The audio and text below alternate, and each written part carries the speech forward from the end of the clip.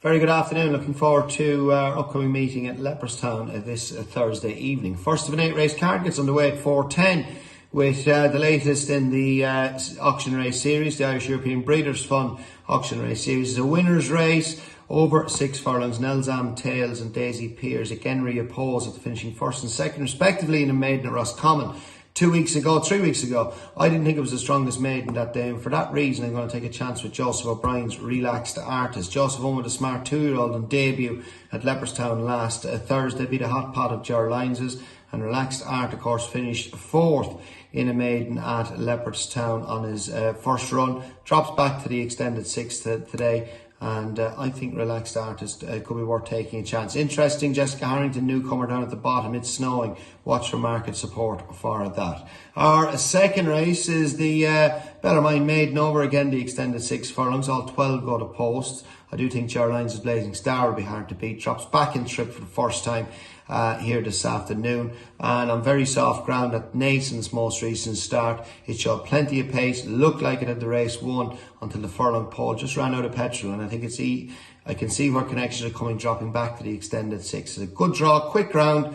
Blazing Star has been well touted in her 3 runs thus far, and I think she'll be hard to beat. One for the each way alternative could be San Air from the Tom Mullen stable. Ran a really good race from a bad draw in a 3-year-old handicap at Leopardstown last Thursday. You can upgrade that performance. I think we'll go closer this Thursday. Back in maiden company. Draw is a concern, but for me, I think Blazing Star, very hard to see past that. Third race due off at 5:20 is the Leopardstown Golf Course and Range Handicap. Over again, the extended 6 furlongs. Loads of these in with chances. Full field 16. Navarros went up £11 for bolting up in a 47-65 at Cork last week, but it's a big negative coming out of 16, and for that reason I'm going to take a chance and a poser with 2. Sister Lola drawn 4. Good run in Leopardstown last week, and Pirate Last from the Dick Brabazon stable. That had a good run a couple of days ago as well. Wasn't beaten all that far. Good draw as well. Has form in Leopardstown. And I think Pirate Last could be interesting as well. As I say, finished 4th behind the Alpha Man at Limerick last week over a mile.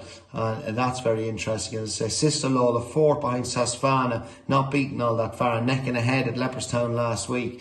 And she's a big player for Eddie Lynham and the informed Dylan Brown McMonigal. Our 4th race gets underway at 5:55. It's a Dundrum Handicap, 3-year-olds only, over a mile. We've got 7 going to post here. Ger Lynes doubly represented, but Diderot is obviously the choice of stable jockey Colin Keane. Big player on handicap debut, and as I say, got off the mark second time of asking when winning a maiden.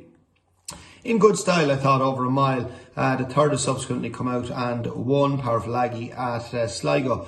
But I do think Diderot is interesting handicap debut. He sets a good standard here. Hype is also of interest as well. Another one, a handicap debut for Joseph O'Brien. We haven't seen him since October when he won his maiden, third time of asking at Dundalk. And Windsor Pass is also interesting as well for Jessica Harrington. Second run in a handicap. I think the better ground will bring out more improvement. And Windsor Pass getting plenty of weight off Diderot. I do think Diderot will be hard to beat, but Windsor Pass could give it most to do.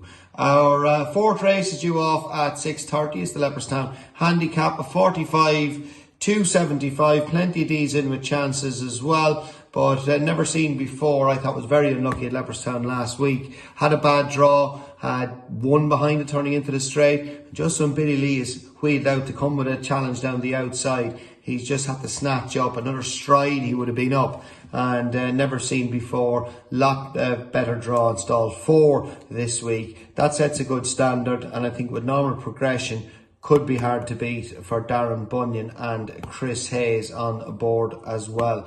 One of the bigger price, not without a chance as well, is Nam.